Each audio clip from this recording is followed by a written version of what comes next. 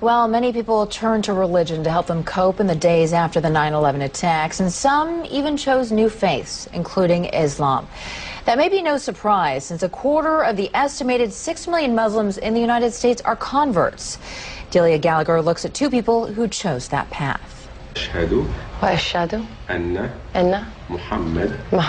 Allison Poole says this phrase 3 times in Arabic أشهد and then in English. there is no God but God. And I bear witness That Muhammad is the messenger of God. is the messenger of God. And her conversion ceremony is complete.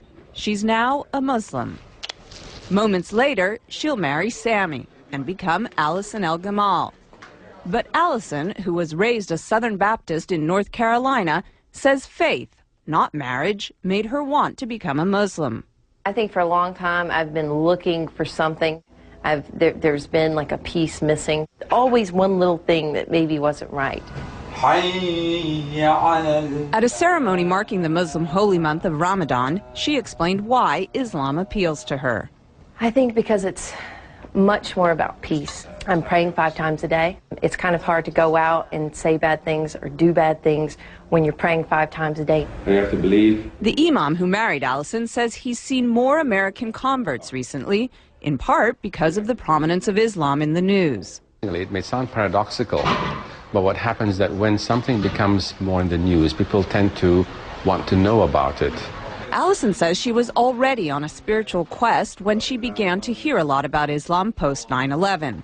Barbara Cardebuke, another recent Muslim convert, says 9/11 also played a part in her conversion. After 9/11, I thought this is the time when people really have to start looking for real answers to get away from everybody fighting back and war. You have to start looking towards God. Barbara says through Islam she found a one-on-one relationship with God she was unable to find as a Roman Catholic. I always felt when you go to church you're praying to Jesus or you're doing Hail Marys. You're not, I used to think, well, where's God? She says her family has been mostly supportive of her conversion.